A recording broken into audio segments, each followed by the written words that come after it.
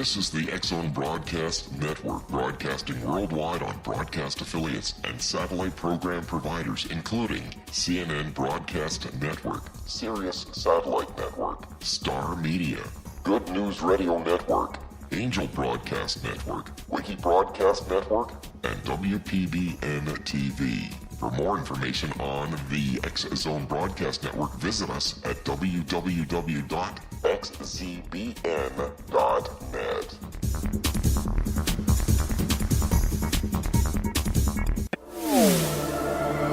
The X-Zone Radio Show with Rob McConnell is largely an opinion talk show.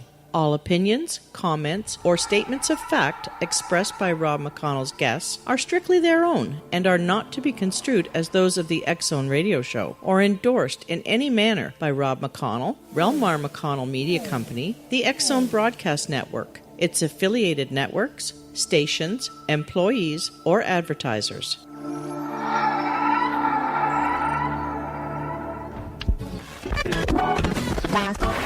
All Hit Radio.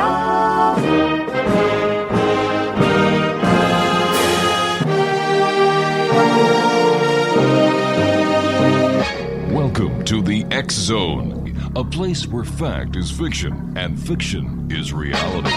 Now, here's your host, Rob McConnell.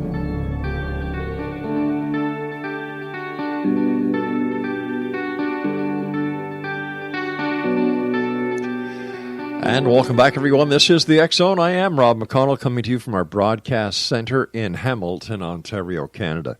By the way, X-Zone Nation, in case you haven't realized, today is the 11th of December, which means for all you slowpokes out there who have not gotten your Christmas shopping done yet, you have exactly 14 days. Now, come on, guys. Get out there. Get the gifts. Come on.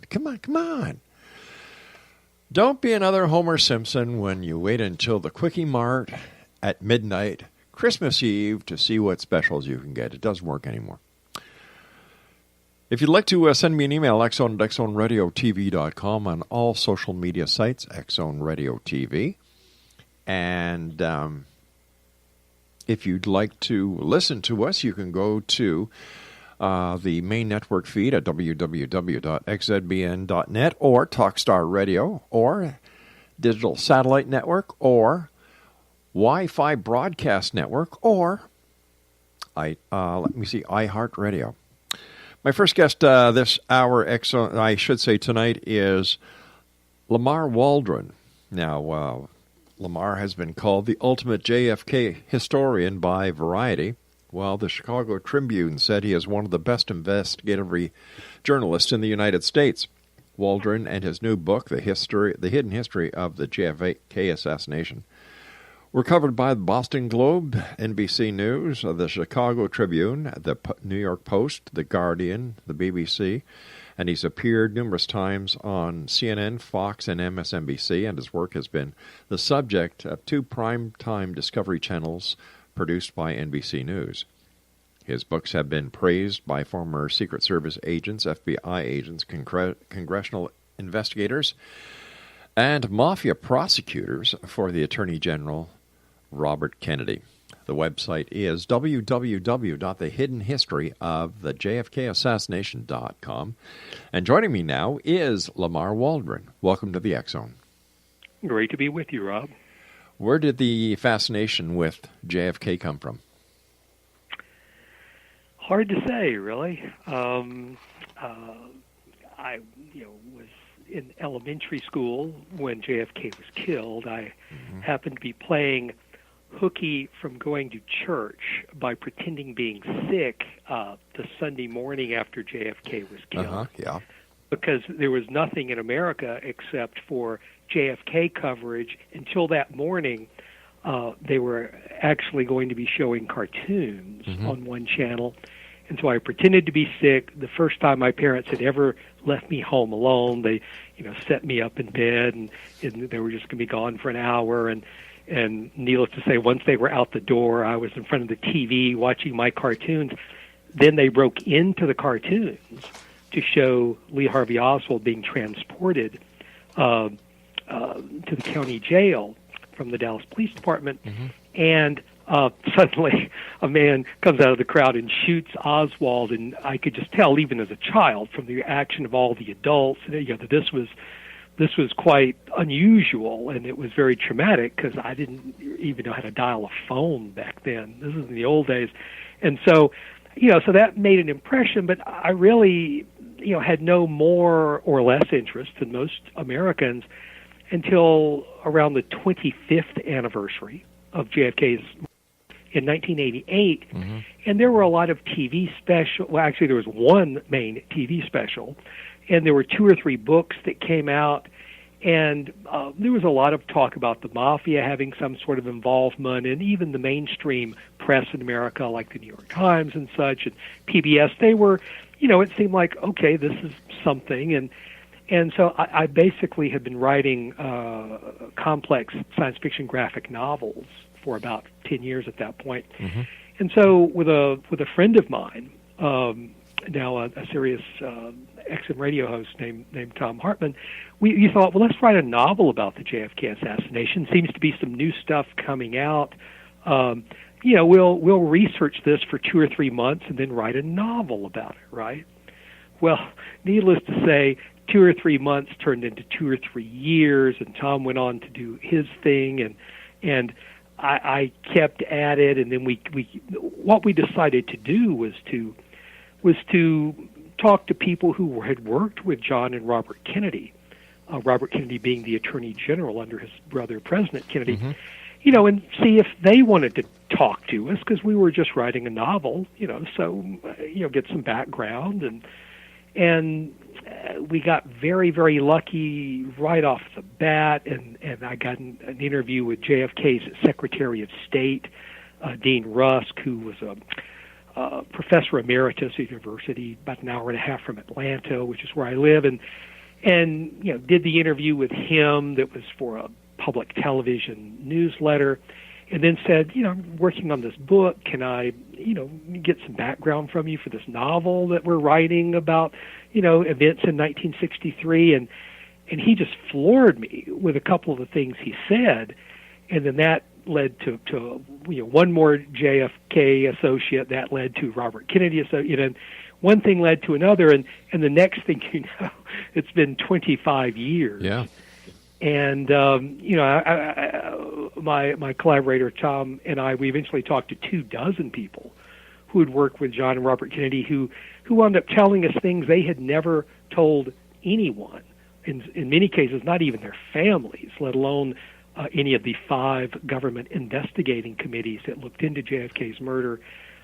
There wasn't one committee; there were 5. Well, let me ask you this right now. Sure. Why would they tell you to? And not the investigative authorities? I think, well, we eventually found out exactly why, number one, but at the time, we didn't know all the deepest, darkest secrets. There were 2 things going for us. One was there had been new information coming out around the 25th anniversary. So in other words, it was kind of in the air, so to speak. Right. And it wasn't like wild or crazy conspiracy type stuff. This was, PBS and the New York Times, and so it was like okay to talk about conspiracy stuff. And then we were nobodies as far as we weren't reporters, we weren't working for the New York Times. Anything they told us wasn't going to wind up, on the front page of a newspaper or on television the next day. We were initially just getting background for a fictional novel, dealing with events centered around the time period of the assassination. So I think they said, sure. I mean, why not? But on the good side, my training, I have a master's degree in counseling and psychology. So I was very used to getting people in my private practice to talk about very sensitive, secretive things that they may not have ever told their family or anyone else. Right. And so I guess hopefully some of that came through, and in the course of, talking about things that they had said many times, Dean Rusk, for most of the interview that was on the record, said word for word what he had written in a recent book of his, what I'd heard him say on TV. In other words, he had his answers and his view of history rehearsed down to the word. When I started bringing up stuff about Cuba in 1963 in the fall, and an odd line I'd read in a Washington Post article that confused me, suddenly he was off script. He was talking, as he said, about things he had never talked about before.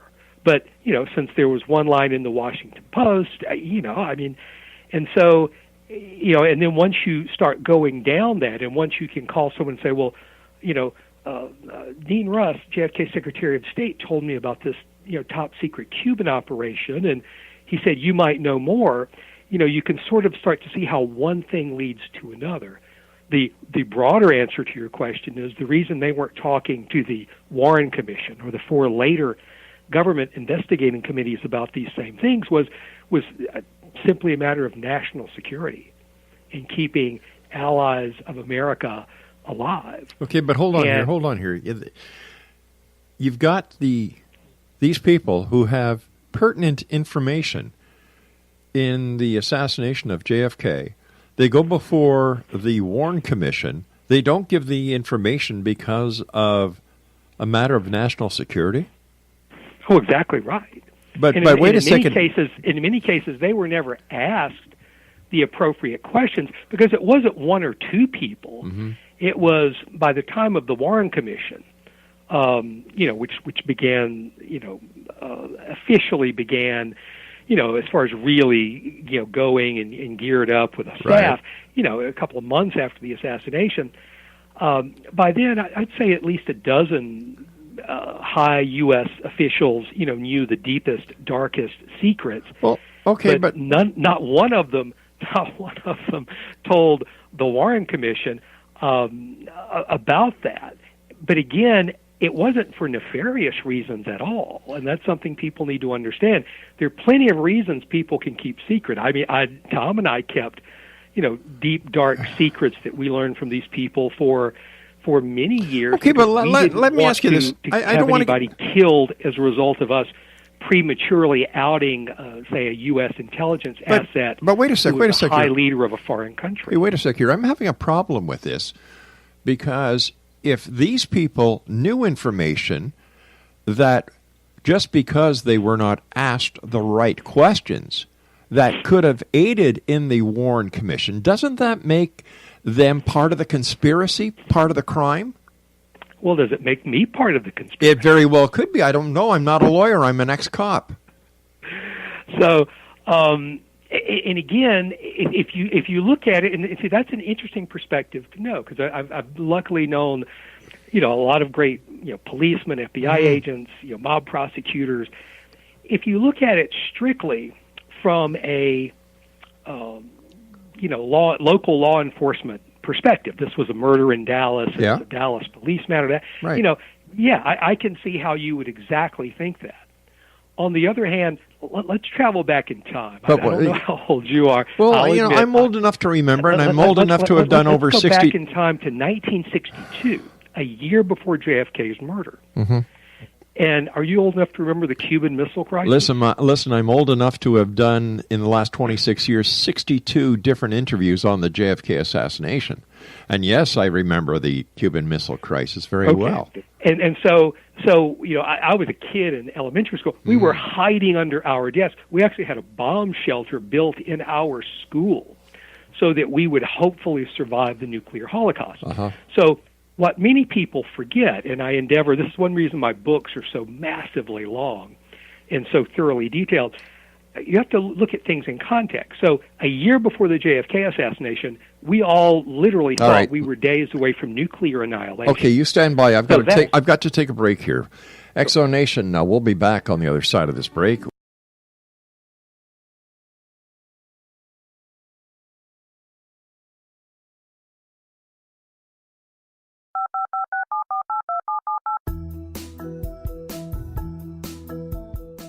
Did you know that when you're on the road with limited data or Wi-Fi, you can still listen to the X-Zone Radio Show with Rob McConnell, The Science of Magic with Gwilda Wiyaka, X-1, Dimension X, Space Patrol, and every minute of the X Zone Broadcast Network by calling 213-401-0080, courtesy of Audio Now. No smartphone, app, or internet needed. It saves your data plan, and it's free if you have unlimited minutes. Call 213-401-0080 to listen on any phone, anytime, anywhere. Remember, 213-401-0080 for the best of the paranormal, parapsychology, and sci-fi radio programming anywhere, 24/7, 365. This is the X Zone Broadcast Network, broadcasting worldwide on broadcast affiliates and satellite program providers, including CNN Broadcast Network, Sirius Satellite Network, Star Media, Good News Radio Network, Angel Broadcast Network, Wiki Broadcast Network, and WPBN TV. For more information on the X Zone Broadcast Network, visit us at www.xzbn.net.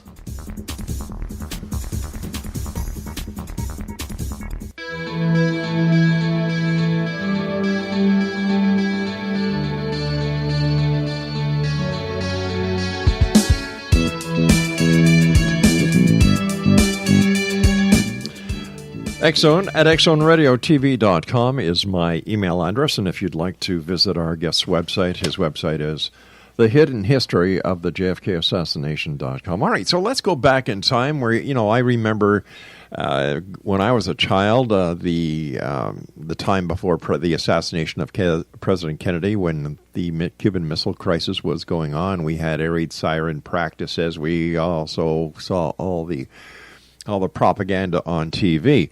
So let's take it from where there. And so people know today the U.S. and Russia don't have a great relationship. It was 100 times worse back in 1962, a year before JFK's murder. And we had almost gone to nuclear war twice in 1961, thankfully, because President Kennedy, we avoided that. And so... But it looked like we were all going to get blown to atoms, over the nuclear missile crisis. That crisis was temporarily solved, not permanently, temporarily solved by a deal between JFK and Castro. And JFK and the Soviet leader, Nikita Khrushchev. They left Castro out of the equation. So the deal between the Soviet leader and JFK was...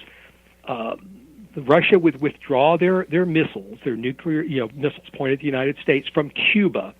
U.S. would withdraw some missiles we had in Turkey pointed at the Soviet Union, and the U.S. would pledge not to ever invade Cuba if Fidel Castro allowed UN weapons inspectors to look for the weapons of mass destruction that might be left in Cuba. So that was the deal between the Soviet leader and JFK. Right. Castro was not consulted. Okay. He was angry. He said, I'm not allowing any UN weapons inspectors into my country. So the pledge not to invade Cuba never went into official effect. That was the first thing. All right. So Dean Rusk told us. Is this where the Bay of Pigs comes in? No, the Bay of Pigs had been more than a year before. That's why the Soviet leader wanted the assurance there wouldn't be an invasion. So the Bay of Pigs had been more than a year and a half before. The Bay of Pigs was basically a sham put together by the CIA to cover for the fact that they had been using the Mafia to try to kill Fidel Castro. There was no way 2,000 Cuban exiles would ever conquer Fidel Castro's 100,000-man army and militia. But the CIA, starting under Vice President Nixon, had been trying to use the Mafia just to kill Fidel. Nixon had ordered the CIA to keep doing that even after Nixon was no longer vice president. He also ordered the CIA not to tell the new president, JFK, about those plans. So the Bay of Pigs was a huge fiasco and disaster. Flash ahead year and a half, Cuban Missile Crisis, almost a nuclear disaster. We come out of that with the Soviet leader wanting JFK to confirm that pledge that the U.S. will never invade Cuba. Castro saying, hey, if Castro won't let the UN weapons inspectors in to make sure all the nuclear weapons are gone, we don't do that. So let's dial it 6 months later, May of 1963. this is 6 months before the assassination, the number 3 man in Cuba, the head of the Cuban army, the founder of the Cuban army, the highest black official in Cuba, which was 70% of African descent by that time, contacts a close associate of JFK and says, Castro's betrayed the revolution. I helped him. Lots of people helped him. They're all either dead or they've been run out of the government. I'm probably next if I don't do something. If JFK and Robert Kennedy will back him in a coup against Fidel Castro, he will not only get rid of Fidel Castro and Raul, he will take over the government and form a new government with Cuban exiles backed by the United States from across the political spectrum, from super liberal to conservative, and we'll eventually have free elections in Cuba. Mm-hmm. So if you're John F. Kennedy, you've still got this standoff with, Cuba over the weapons inspectors, and you don't know if missiles are back in Cuba. And many people were saying missiles were back in Cuba, being hidden in caves that our satellites couldn't see or our spy planes couldn't see. That sounded really great to JFK and his brother Bobby, to whom President Kennedy had delegated all matters related to Cuba because JFK, frankly, didn't trust the CIA after the Bay of Pigs disaster. Flash ahead now to November, December 1963. The date of the coup is set for December the 1st, 1963, when the head of the Cuban army, Commander Juan Almeida, will make sure that Fidel and Raul Castro are eliminated. The blame will be placed on a Russian or Russian sympathizer patsy, and that will let Commander Almeida, who's revered in Cuba, go on TV and say, look, the dastardly Soviets have killed our beloved Fidel, rally behind me. There were still 10,000 Russians in Cuba. They would immediately all be neutralized, arrested, confined to their bases. And then it would go on, he would invite some American-based Cuban exiles back. They would eventually have the free elections. And there's incredible paperwork about all this now. But here's the important thing. It could never be revealed, not a year later, not 10 years later, never, that Commander Almeida, the number 3 man in Cuba, who would then be the leader of Cuba, had all the time secretly been working with John and Robert Kennedy. That was the biggest secret in American, military diplomacy ever. That would just have to remain a secret, that it would just look like this thing happened, some dastardly Russians killed or Russian sympathizers killed Fidel. Now, that was the plan. That was 10 days after Dallas. That was supposed to happen. That the Kennedys did 2 things, one of which backfired.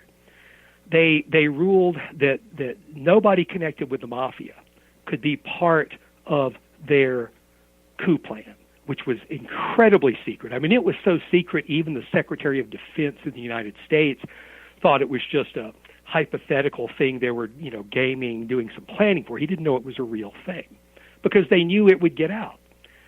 And the Kennedys also ruled that the Mafia, even once the coup was successful, could never reopen their casinos. And that's because the Kennedys were waging the biggest war against the Mafia that America had ever seen to that point and has ever seen since. They had the Mafia, the top Mafia leaders in America, literally up against the wall. This is what I find really funny. Cuba. This is what I really find funny because Kennedy's father was as crooked as a dog's hind leg.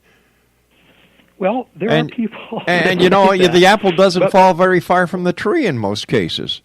Well, but see, here's what you have to realize. So yes, Kennedy's father, he wasn't, the mob always hated Kennedy's father for a big reason. Kennedy's father knew how to do things and stay just like one step within the law. In other words, you would buy legal Canadian distilleries, you would sell some of that to this other company, and then that company would bring it into the U.S. Right? And of course, Kennedy was paying off a lot of politicians and law enforcement agencies to turn the other way. Well, he was one of America's richest men. I mean, he was like a Bill Gates of his era. Plus, he was also telling them that I'm going to put my kids in power, and when they do, favor's going to roll your way. Well, no, he wasn't saying that.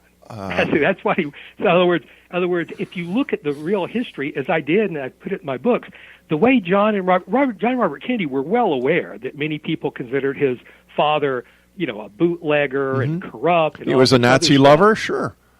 And so, now, like I say, it's surprising when you look at it. Many times, Kennedy's father managed to stay like one half step inside the law, like on the stock situation and stuff. But so John Kennedy came to power. Here's how he neutralized those rumors. He came to power going after the mafia. When he was a senator, he headed up these Senate crime hearings. His brother Bobby was the chief counsel. Because the mafia had its run of America in the 50s. J. Edgar Hoover said the mafia didn't even exist. Vice President Richard Nixon had been in bed with the mafia since the first time he'd run for Congress and all the time. And so the mafia had its run of America and of Cuba in the 50s. It was really, Kennedy was the only guy who was saying the mafia is evil, it's corrupt, we're going to go after them. And they did it. They would drag Jimmy Hoffa, the mob's ally, Carlos Marcello, the godfather of Louisiana and Texas, in front of these crime hearings and just grill them like Sam Giancana. And it's just incredible. And that's how JFK became president, was going after the mafia. And then he did something that most politicians never do. When he became president, he kept all of his campaign promises, and they went after the mafia 10 times harder. So by the fall of 63, the mob's backs were against the wall. Big mobsters were being prosecuted. Their families were being prosecuted. There was a big series of articles just the week of the assassination where Robert Kennedy, who'd hired all these really hotshot great mob prosecutors, they were getting ready to go into Las Vegas and run the mob out of Las Vegas. And so without Cuba to go to, without Las Vegas, the mob was really up against the wall, and they had nothing to gain by letting this coup plan go forward, because here's what the mob was able to do. Remember I talked about the CIA working with the mafia starting before JFK was president? The mob was continuing to work with the CIA into 1963, right up until after JFK was killed. The CIA thought they were still using the mob to try to kill Fidel Castro. Ari, but let me ask you this. The mob had a much more important target, and that was getting rid of John F. Kennedy to end John and Robert Kennedy's war against okay, so answer me this. How could the CIA work with the mob in the United States without the Kennedys knowing about this and not disbanding the CIA, because the CIA has no jurisdiction and cannot, according to their charter and according to law, work within the United States? Oh, yeah, you raise such a great point. And so, yes, that's exactly in the charter. The CIA is not supposed to mount operations in the United States. Guess where the biggest CIA operational station in the world was located? New Orleans. Miami. Close. It's in other words, it's not Russia. It's not Paris. It's not Berlin. It's in Miami. Well, according to the JFK movie that with Kevin Costner, it was in New Orleans. So that's my account of that history. So in other words, it's just official history. Everybody's confirmed it. The biggest CIA station in the world was located in Miami, running these operations against Fidel Castro. Right. So that's how they were able to hide it. In other words, the covert operations against Castro were so huge, and so many tens of millions of dollars and thousands of people, that to hide the CIA's work with 3 or 4 mobsters, relatively easy. Unfortunately, it goes beyond that even. JFK had cleaned out the upper ranks of the CIA after the failure of the Bay of Pigs. But if listen, I've got to go to a break, but here's a question I'd like you to answer when we come back. Sure. If Kennedy was such a sharp knife in the drawer of political people in his time, how come he was not aware that the CIA was operating with Cuban operatives right smack dab in the city of Miami? And why didn't he shut it down? We'll talk about that as soon as we come back. All right, we'll be back on the other side of this break. X-Zone Nation, my guest this hour is Lamar Waldron. His website is, you ready for this? The Hidden History of the JFK Assassination.com. I'm Rob McConnell. We'll be back on the other side of this break. Don't go away.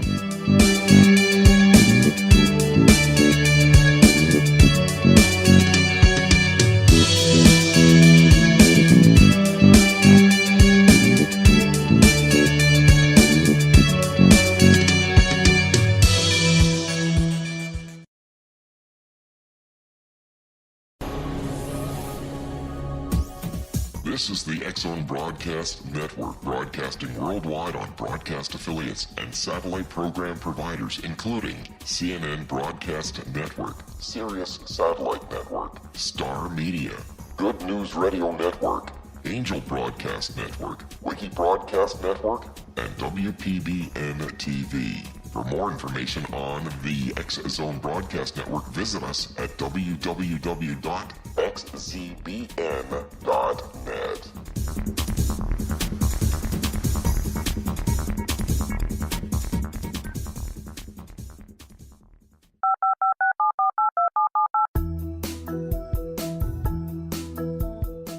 Did you know that when you're on the road with limited data or Wi-Fi, you can still listen to the X-Zone Radio Show with Rob McConnell, The Science of Magic with Gwilda Wiyaka, X-1, Dimension X, Space Patrol, and every minute of the X-Zone Broadcast Network by calling 213-401-0080, courtesy of Audio Now.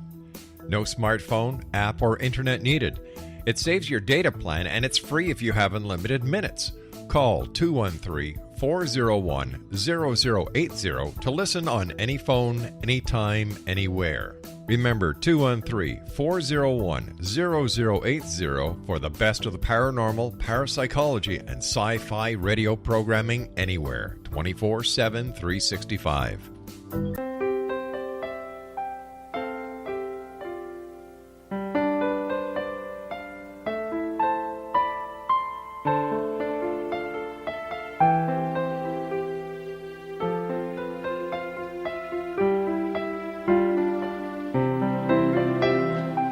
Exonation Lamar Waldron is our guest this hour, and his website is www.thehiddenhistoryofthejFK Assassination.com. So tell me, Lamar, how did Kennedy miss this multi-million-dollar operation that the CIA was mounting in Miami, Florida? Well, JFK inherited a huge CIA operation against Fidel Castro that only increased. JFK knew all about that CIA station. JFK knew and fully authorized millions, tens of millions of dollars, that would be worth hundreds of millions in today's money, of operations against Fidel Castro after the Bay of Pigs in 1962 and 1963. They finally found out the CIA was working with the Mafia on Castro assassination plots in May of 1962. But the CIA lied and told Attorney General Robert Kennedy those plots had stopped and they were not continuing. In reality, they were continuing, and they continued into 1964. JFK had fired the top two men in the CIA several months after the Bay of Pigs, so he had his own man as the number one man and the number two man in the CIA. All right, I understand that. But my question, hold on here. I get to talk too. Sure. The question is, why didn't Kennedy shut down the illegal operation of the CIA operating in the United States in Miami? Because if he knew that was going on, then he's complicit in that crime. Well, I mean, again, this is probably a matter for the State Department. To Kennedy, there was no crime. How can it be a matter for the State Department when it's operating in the United States of America, in an American city, in an American state? The State Department has no jurisdiction there. But what I'm saying is the entire upper reaches of the United States government, states, and everybody, they all knew about this massive, covert, secret war against Fidel Castro. I mean, they all knew about that. And they knew that at any time, Russian missiles could go back into Cuba and threaten the United States. And so that was their rationale. And I'm sure that why we have to have this secret war against Cuba. And I'm sure that Khrushchev knew that Kennedy pulling missiles out of Turkey could go back at any time as well. That's totally true as well. Yeah. So in other words, because of those were, and these were, if there are any movies people want to watch who are very young, Dr. Strangelove and Failsafe. Yeah. Great movies from the early 60s that show just how tense and close he were to nuclear destruction. Kennedy's biggest problem was that the covert operation grew so big, and the number 4 man in the CIA, a man by the name of Richard Helms, who would later become CIA director for many years, he had not been fired. He had actually been involved with those plots to kill Fidel Castro using the Mafia, along with his protege, a guy by the name of E. Howard Hunt. And he continued using the Mafia without telling, not just JFK, but even without telling the top two men in the CIA.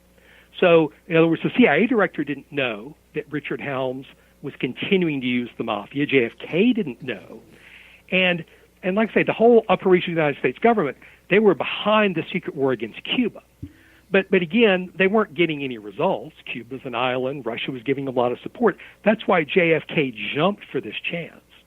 When Commander Almeida said, look, I'll solve your Cuba problem for you. I'll give you democracy in Cuba. I'll overthrow Fidel. The problem was that several people the CIA was using in their little CIA Mafia plots that were kept hidden from JFK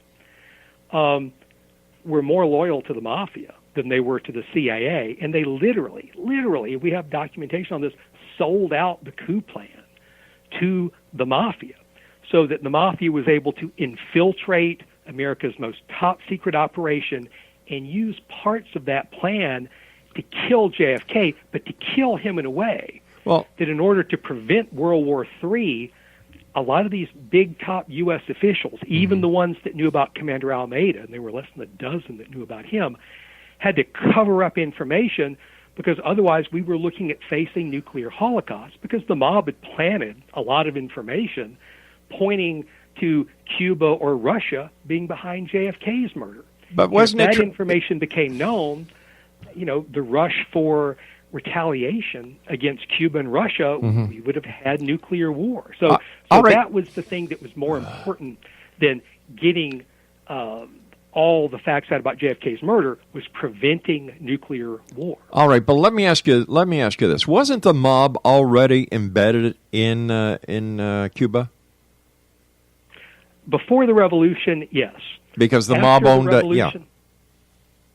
So after the revolution, the mob didn't get kicked out of Cuba exactly. People don't realize Castro did close the casinos, but he almost immediately reopened them and put a mobster, a CIA agent, in charge of him getting the payoffs.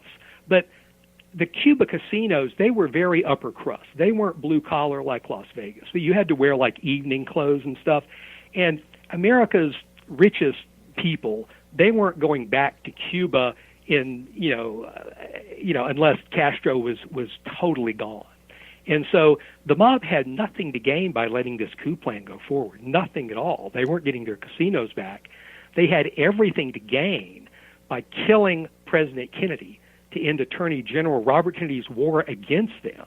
And then if the coup happened, fine, then they could go back into Cuba. But they had to get rid of Kennedy because their backs were against the wall. So was it the mob that assassinated President Kennedy? Well, it was the mob, and again, we've got credible confessions from the top three mob bosses that did it, but they could not have done it without several mid- and lower-level CIA people, some of whom also later made credible confessions. How about the association with JFK? So people in the CIA were important to having the mob be able to do this in a way that forced top U.S. officials to cover up so much. All right, how about the theory that LBJ had something to do with it? Well, here, again, people have tried to find any credible evidence for that for over 50 years, and exactly zero has ever come up. Let me point this out. Most of your listeners don't realize Dallas was not the place JFK was supposed to be assassinated. That was the backup plan for the backup plan. JFK was almost killed in Chicago 3 weeks before Dallas, when that plan had to be called off, when the Secret Service found out there were 4 gunmen at large, and a ex-Marine with several similarities to Oswald was arrested, an ex-Marine that worked at a warehouse overlooking JFK's motorcade route. That assassination attempt was called off because JFK just didn't even go to Chicago because there were 4 gunmen out who were going to shoot him. Then JFK was almost killed in Tampa, Florida, 4 days before Dallas, when JFK did have to go through with his motorcade. And so, in other words, the assassination is not a Texas event. Dallas was the backup plan, for the backup plan. In other words, JFK was supposed to be killed in Chicago. Yeah. That got called off. It's supposed to be Tampa. That got called off. Then it was Dallas. All right. The last. Okay, let me ask you this: was Oswald a patsy? it's what he said. There was like I said, there was an ex-Marine actually arrested in Chicago with many similarities. There was a Fair Play for Cuba committee member in Tampa who had 24 similarities to Oswald, who actually then went to Texas after that attempt was called off. So, Oswald was a patsy, just like the ex-Marine in Chicago would have been a patsy, and the Fair Play for Cuba committee in Tampa. Remember what I said about the worry about nuclear war? Because Oswald had been to Russia on behalf of U.S. intelligence, but people didn't know that at the time. Because Oswald, had been to Russia and was a Fair Play for Cuba committee member, you can see how he was the ideal patsy. But isn't it true that Oswald was a CIA operative? Well, technically, again, if you look at the military background, he was a naval intelligence operative who did work for the CIA. Then how come his girlfriend, Judith Vary Baker, testified that Lee Harvey Oswald was a CIA agent? Well, that's because most credible experts on the JFK assassination feel that the facts have not supported the vast majority of what she has said. Or is this another conspiracy? Is this another cover-up? Whereas, in contrast, there is tons of independent evidence, including from Oswald's buddies in naval intelligence, that, he was working for naval intelligence. In fact, I interviewed sources with naval intelligence that said, of course we followed Oswald from the time he came back from the Soviet Union. We tracked his every movement. We knew what Oswald was up to. But they didn't know Oswald was going to be the patsy in killing the president. Oswald thought he was going to Cuba that day. He didn't think he was going to get blamed for killing the president. But Oswald was a naval intelligence, because he was in the Marines. I can give you another easy thing on Oswald too. The Warren Commission said Oswald was a teenage communist, and that's why he killed JFK. How many teenage communists ever joined the United States Marines and tried to join the United States Marines before he was even old enough?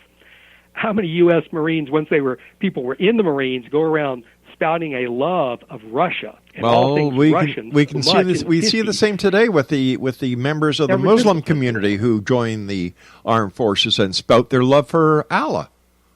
What's the difference? Well, today, if you go spouting your love for forces and use that in such a public way that your buddies make, you will get written up. You will get disciplined for that, and you'll probably get beaten up too, frankly.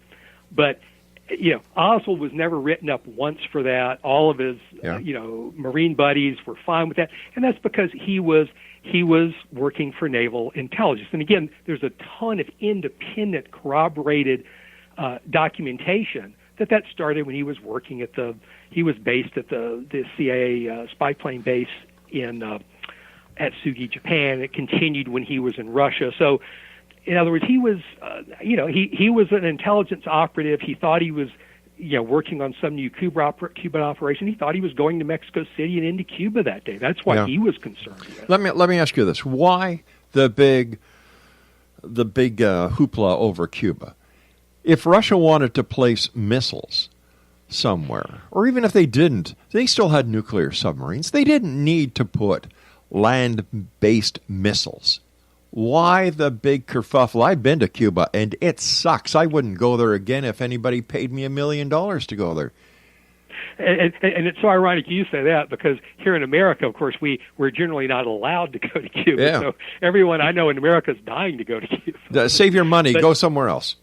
But to answer your question, if you go back and look at the way politics are, the way countries' leaders are, and they want to look assertive and be powerful, yes, the Soviet Union had nuclear submarines. They didn't have all that many, and they weren't, frankly, all that good. But it was the thing that the missiles were publicly in Cuba. In other words, no American president could ever hope to get reelected.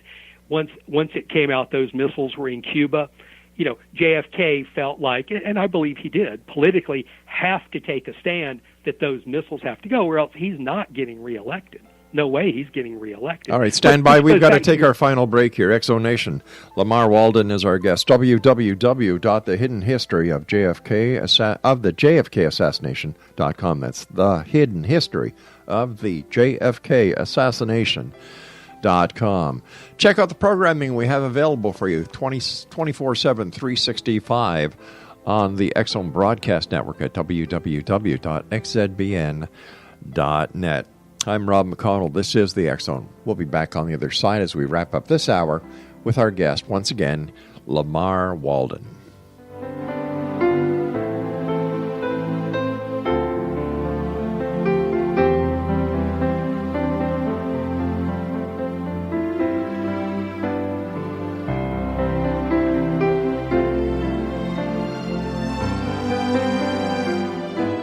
The Earth is under ever-increasing pressure from untenable lifestyles and growing populations. Yet, viable answers seem in short supply. What if I told you there's an ancient form that can empower you to take charge of your life? What if your entire family could be enfolded and supported by life itself, finding safe passage through challenging times? I'm Gwilda Wiyaka, founder and director of Path Home Shamanic Art School, with great news: an upcoming series of leading-edge online affordable classes based in an ancient form of shamanism, easily learned and used by your entire family. Galactic Shamanism, Art of the Ancients, Key to Tomorrow are a series of online adult and children's lessons instructing your entire family on natural law, how to cooperate with and be supported by the powers of the universe. Visit findyourpathhome.com to find these unique and powerful classes. This is the X Zone Broadcast Network, broadcasting worldwide on broadcast affiliates and satellite program providers, including CNN Broadcast Network, Sirius Satellite Network, Star Media, Good News Radio Network, Angel Broadcast Network, Wiki Broadcast Network, and WPBN TV. For more information on the X Zone Broadcast Network, visit us at www.xzbn.net.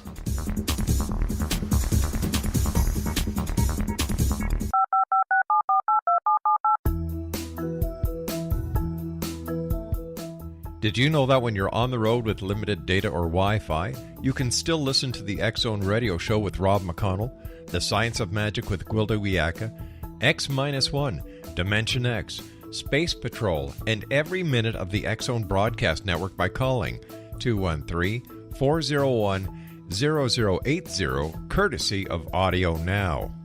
No smartphone, app, or internet needed. It saves your data plan, and it's free if you have unlimited minutes. Call 213-401-0080 to listen on any phone, anytime, anywhere. Remember, 213-401-0080 for the best of the paranormal, parapsychology, and sci-fi radio programming anywhere, 24/7, 365.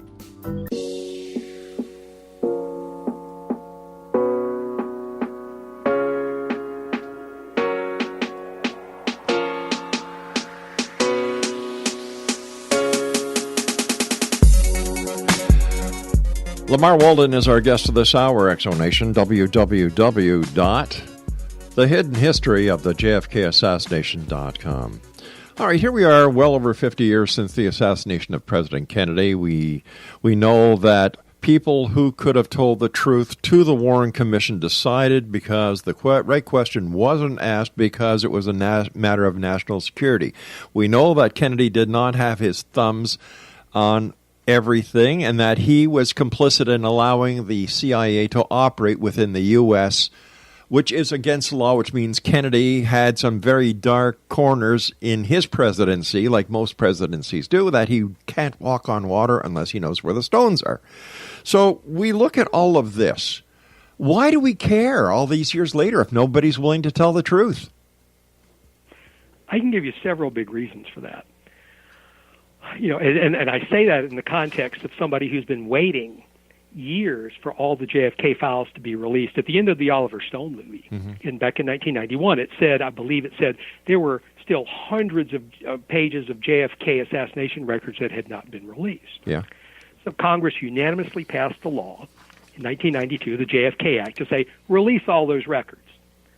Now, nobody could have ever guessed then that 4.5 million pages of records were yet to be released and got released. But here's the problem. There are still, according to one estimate from NBC News, 1 million pages of CIA records alone that have not been released. Should they be released?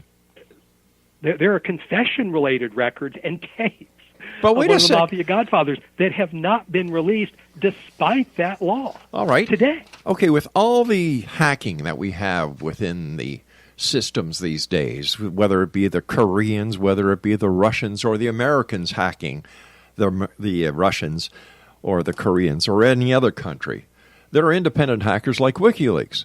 Why hasn't anyone broken into the databanks that contain these so-called dark secrets and release them to the public? Here's exactly the reason.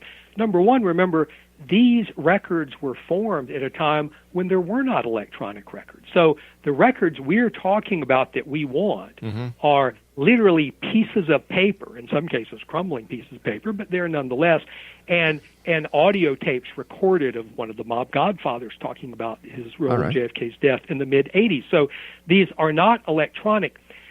And so that makes them basically impervious to hackers. But In other words, what you is would this going to literally change? have to break in to the National Archives, which archives too in outside of Washington. I was looking at the back of it for a Japanese TV show several weeks ago, and I mean, it's impregnable like no science fiction. All right, but once again, let me get to the main question that everyone I know wants to know.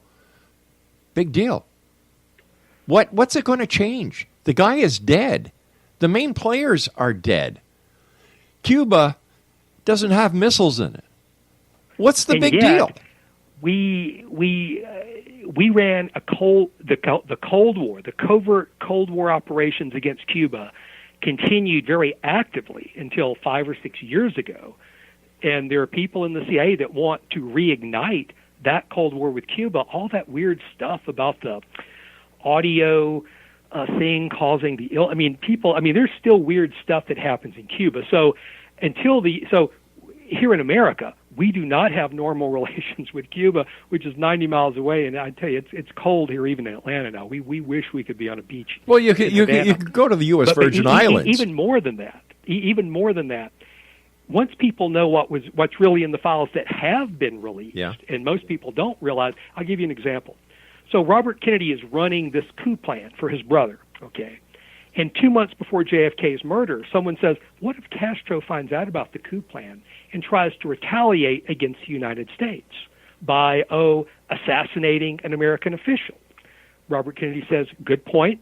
Let's form a committee. We'll get people from State Department, CIA, Defense, and we'll say, so we can start planning now for what happens if it looks like Cuba has found out about the coup plan and retaliated by assassinating an American official. Okay, so listen, our time is going.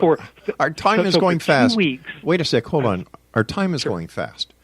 Sure. Let's get right to the bottom. Who killed Kennedy? The Mafia, with the help of several key people in the CIA, and all of the key players later made credible confessions. By credible, I mean late in life, to trusted associates they thought would never be exposed, and not for any kind of financial gain. Okay. And with plenty, and in some cases a mountain of independent corroboration for their confessions. Is it also possible that the files that are still being maintained under the strictest of security also can implicate a lot of different people within the CIA and other agencies, including politicians, including law enforcement officials who were part of this, and they just don't want that information to get out? Well, while that's always possible, we already know, and when I say we, I mean people, researchers like myself, people who've read my books, people who've read some other credible books. So a lot of it is they want to avoid embarrassment. In other words, it's one thing if I come on your radio show and say, yes, the head of operations for that gigantic Miami CIA station, David Morales, he confessed to his role in helping to kill JFK. It's one thing if I say that on your radio show. It's another thing, when pieces of paper or, an internal investigation by the CIA says that same thing. Okay, I can understand that and I can appreciate that. But if these witnesses that you were talking about at the very beginning, who know the story, they were brought before the Warren Commission, they would not give out the information because it was Number one, they weren't asked the right question. Number two, it was a matter of national security. Right. Why then do you think, or any of the other JFK hobbyists believe, that the information that is being kept has not been labeled national security and you will ever get it? Oh, no. In many cases, it has been labeled national security. Okay, so? In other words, that is their internal justification for keeping it secret. I can tell you this. Commander Almeida, the number 3 man in Cuba, stayed the number 3 man in Cuba. He didn't die until 2009. So all the time in the 70s and the 90s, while the 2nd, 3rd, 4th, and 5th government committees were investigating, he was still alive in number 3 in the Cuban government. So you can start to see there how, even a Dean Rusk, who was still alive in the 90s and certainly alive in the 70s, if America has an inside man in Cuba, and no one ever thought Castro would stay in power for 50 years, and then it'd be, Latin American dictators just didn't last that long.